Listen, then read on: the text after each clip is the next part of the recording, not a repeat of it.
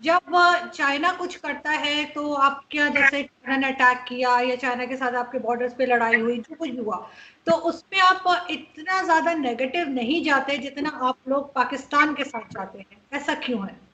जी, China के साथ हमारी 1967 के बाद चाइना का जो लाइन ऑफ एक्चुअल कंट्रोल है, इंडिया में 4 किस्म के बॉर्डर हैं।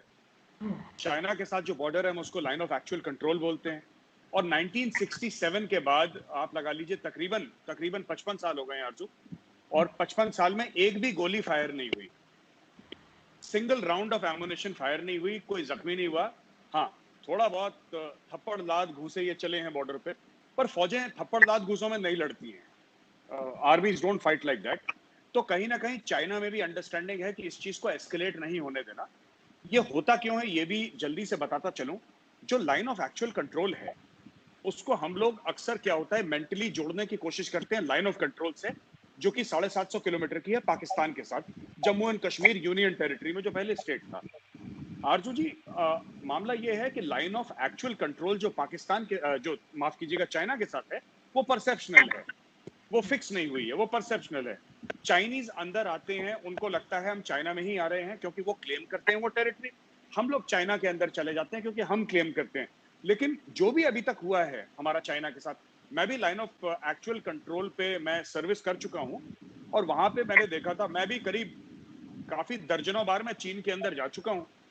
तो उनको हम ड्राई फ्रूट दे देते हैं, बादाम पिस्ते उनको पसंद आते हैं, तो उन्होंने हमें वो कंडेंस मिल्क का डब्बा दे दिया था, मुझे एक बार याद है। और एक चाइनीज जैकेट भी दी थी चाइनीज आर्मी की, वो पता नहीं किसी ने ले ली मुझसे। तो ऐसा मतलब वहां पे बेसिकली 1967 के बाद फायरिंग नहीं हुई। लाइन ऑफ कंट्रोल में ऐसा नहीं है। लाइन ऑफ कंट्रोल में हर रोज बमबारी होती है, हर रोज वहां किसी ना किसी को चोट लगती है, आपकी तरफ से भी हमारी तरफ से भी बुरी खबरें मिलती हैं। तो चाइना और पाकिस्तान का मामला बिल्कुल मुख्तलिफ है, बिल्कुल अलग है। आप ये कहते हैं कि ऐसा नहीं है कि आपकी जो सरकार है, आपकी गवर्नमेंट है, वो 26/11 ऑर्डर करती है। वो कुछ लोग हैं पाकिस्तान में जो करते हैं, मैं आपको बताता हूँ। वजाद खान पाकिस्तानी जर्नलिस्ट हैं। वजाद खान ने अपने इंटरव्यू में परवेज मुशर्रफ से बोला, परवेज मुशर्रफ ने खुद बोला कि कश्मीर में लड़ने के लिए हमने तंजीमें बनाई। उन्होंने परवेज मुशर्रफ जो आपके प्रेसिडेंट थे, आपके आर्मी चीफ थे, सरकारी थे, वो गवर्नमेंट ही थी पाकिस्तान की परवेज मुशर्रफ, क्योंकि इलेक्शन तो थे नहीं, 10 साल तक वही थे। उसके पहले उसके पहले समय जनरल जिया उल हक थे। तो इन सब की अगर आप खासतौर से in the line of fire पढ़ें या उनके इंटरव्यूज देखें, वो बड़े साफ तौर पे उन्होंने बोला है कि ओसामा बिन लादेन हमारा हीरो। उन्होंने बोला लश्कर तैयबा हमारा हीरो है। तो वो लश्कर तैयबा, वो ओसामा बिन लादेन, जो कि यूनाइटेड नेशंस ने जिनको बोला है कि टेररिस्ट हैं, राइट। अब देखिए मैं आपको बताता हूं, एज एन इंडियन हमें क्या लगता है। ऐसा साहब कि हमें ऐसा लगता है कि हाफिज सईद को यूनाइटेड नेशंस ने टेररिस्ट उसको बोल दिया कि ये टेररिस्ट है। वही हाफिज सईद को यूनाइटेड नेशंस ने टेररिस्ट बताया, जिस यूनाइटेड नेशंस का आप कश्मीर के हवाले से बोलते हैं कि साहब ये 1947-48 की आप बात करते हैं यूनाइटेड नेशंस रेजोल्यूशन की। तो कहीं ना कहीं पाकिस्तान कुछ यूनाइटेड नेशंस की बातें मान लेता है और कुछ बातें नहीं मानता। अब मैं आपको बताता हूँ प्रॉब्लम कहां से आती है। अच्छा नहीं सर, मुझे एक बात मुझे आपको पता है ना, हाफिज सईद अभी किधर है? आपको पता है इस बात का? अभी हाफिज सईद किधर है? जी, मैं आपको एक बात बता देता हूँ सर। नहीं, मैं छोटी सी एक बात, बुरा ना बनाइएगा।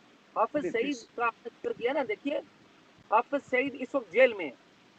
तो ऊपर एक उनके ऊपर हुकूमत पाकिस्तान ने, किसी और ने नहीं, हुकूमत पाकिस्तान ने उनको चार्ज किया है, उनको गिरफ्तार किया है और उनको जेल में भेज दिया है।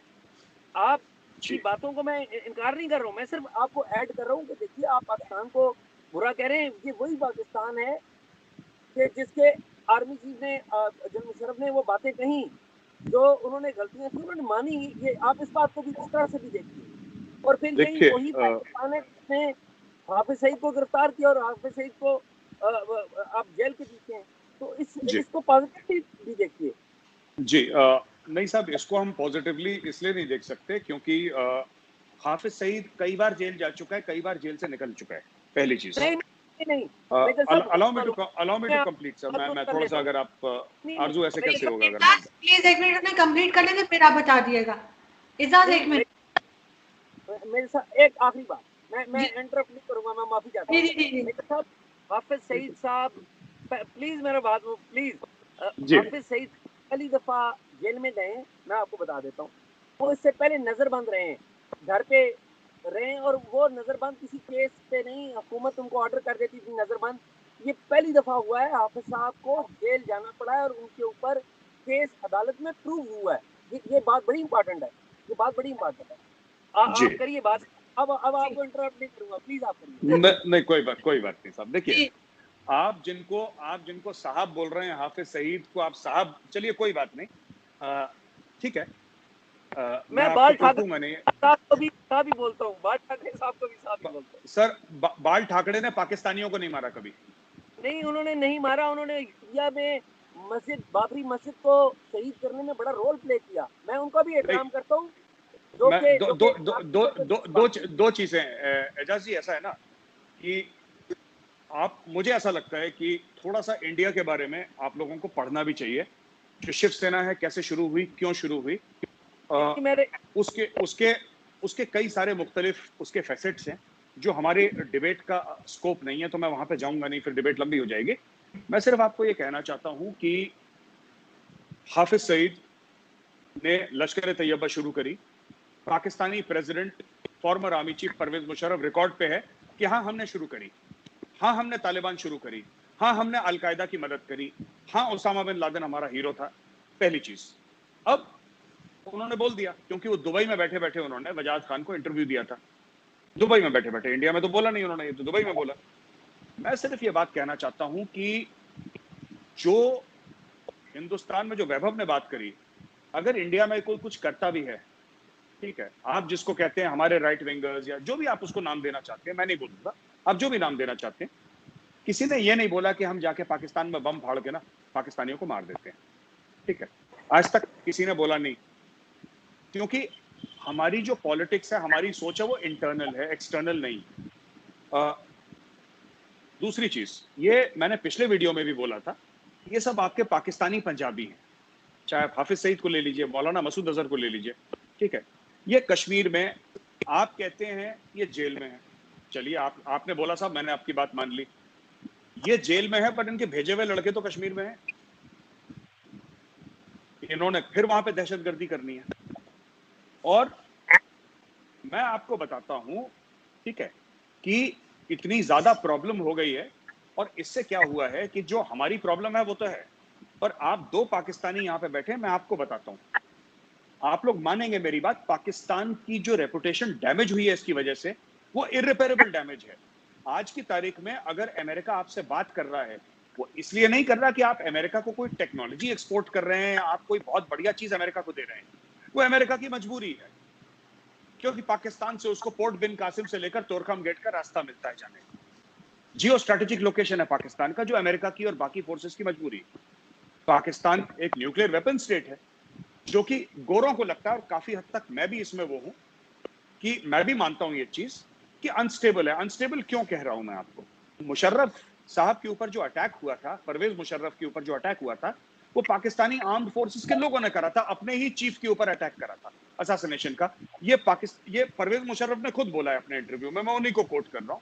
He said that my own people tried to kill me, not once but twice. 3 attempt हुए थे, 2 तो फौजियों ने ही करे थे। तो मेरा ये कहने का मतलब है कि अगर फौज में आपका इस लेवल का रेडिकलाइजेशन है, तो हमें क्या पता कि जो न्यूक्लियर वेपन्स एसेट्स को गार्ड कर रहे हैं, वो भी रेडिकल इस्लामिस्ट ना हो, जो तालिबान और अलकायदा की सोच रखते हो। जरूरी नहीं है वो काला मुंह पे मास्क पहन के कुछ करें। आखिरी बात जो मैं कहना चाहता हूं सर, कि जो पूरा पाकिस्तानी स्टेट कर रहा है, मुझे ऐसी कोई नफरत नहीं है, और पाकिस्तान में एक गलतफहमी भी है काफी, मेरे बारे में काफी मीडिया ने भी कवर करा है, काफी चैनल्स यूट्यूब, मुझे पाकिस्तान के ही दोस्त मुझे भेजते रहते हैं कि ये कह रहे हैं गौरव आर्य ने। देखिए, मैंने जब भी बोला है, मैं आपको बता देता हूं, मैंने कभी पाकिस्तानी सिविलियंस या नॉन कॉम्बैटेंट्स के लिए नहीं बोला। मैं जिनको जानता ही नहीं उनसे मैं नफरत कैसे कर सकता हूं? मैं तो जानता नहीं, मैं कभी पाकिस्तान नहीं गया, मतलब ऑफिशियली कभी नहीं गया पाकिस्तान, तो मैं कैसे नफरत कर सकता हूं जनाब? आप सोचें ना कि मैं आपको अगर जानता नहीं तो कैसे हो सकता है? लेकिन ये बात सही है कि जो पाकिस्तानी फौज है, कि वो पाकिस्तानी ISI है। लोग कहते हैं मुझसे कि मेजर साहब, मुझे ऐसा पाकिस्तानी कहते हैं कि आपने सोशल मीडिया पे आप बड़ा जहर उगलते हैं, ये करते हैं। मैंने बोला शुरुआत किसने करी? मैंने बोला आप बंद कर दो, मैं बंद कर दूंगा। आप मेरे ट्वीट्स देखें 5 अगस्त 2019 के पहले के ट्वीट्स देखें, और आप उसके, मैं आपको डेट बता रहा हूं, 5 अगस्त, जिस दिन 370 और 35 से कश्मीर से रिवोक करा था इंडियन पार्लियामेंट ने, उसके पहले के ट्वीट्स देखें और उसके बाद के ट्वीट्स देखें। अचानक 24 घंटे के अंदर आपको जमीन आसमान का फर्क दिखेगा। क्यों? क्योंकि आपके आसिफ गफूर साहब ने शुरुआत कर दी। हमें यह दुख हुआ कि हमारी गवर्नमेंट ने, क्योंकि हमारा जो ADGPI है, जो इंडियन आर्मी का जो पब्लिक इंफॉर्मेशन का सेल है, आप उनके ट्वीट्स देखें, उन्होंने कोई काउंटर नहीं करा। यही मेरी वैभव से बात हो रही थी और हमने बोला कि अगर हमारी सरकार नहीं करती तो हम लोग तो जिंदा है ना, हम करेंगे। तो हमने शुरू कर दिया। अब लोगों ने बोला कि नहीं, पहले ये लोग ये बोलते थे कि ये तो कुछ नहीं बोलते, इनको, इनके मुंह में जबान नहीं है, इनको कुछ आता नहीं करना। फिर जब हमने करना शुरू करा तो बोला मेजर लात बहुत मारता है, ये बात बहुत करता है मेजर इंडिया का। तो देखिए ये सब बातें हैं ना। मैं आपसे सिर्फ ये कह रहा हूं कि दहशतगर्दी पाकिस्तान से आती है हिंदुस्तान में, ये बात सच है। हाँ, कश्मीर में लोकल कश्मीरी भी हैं जो इसमें मुलव्विस हैं, ये कोई डिनाई नहीं कर सकता। आदिल अहमद डर जो सुसाइड बॉम्बर था पुलवामा का, वो लोकल कश्मीरी था, मैं आपको बता रहा हूं। तो ये कहना कि सारे के सारे पाकिस्तान से आते हैं, ऐसी बात नहीं है। लेकिन 1989 के पहले जो कट ऑफ ईयर हम मानते हैं 1989, उसके पहले कश्मीर में फिल्मों की शूटिंग होती थी, टीवी सीरियल्स की शूटिंग होती थी। तो आप एक बात बताइए, लश्कर तैयबा का हेडक्वार्टर कहाँ है? मुरीदके में। जैश मोहम्मद बहावलपुर में, उनका मेन लाहौर में, दोनों के घर हैं, वो बात अलग है। लेकिन ये तंजीमें हैं आपकी। आपने जब जेल में डाला, आप कहते हैं आपने हाफिज सईद को जेल में डाला, आपने किसने जेल में डाला? कि इंडिया के खिलाफ टेररिज्म कर रहा है, कि आपने उस चार्ज पे जेल में डाला? अगर आपने उस चार्ज में जेल में डाला है, बाय द वे, अगर हाफिज सईद को कि तुमने हिंदुस्तान में टेररिज्म करी है, इसका मतलब पाकिस्तान मानता है कि उसका एक शहरी है जो कि इंडिया में टेररिज्म कर रहा है।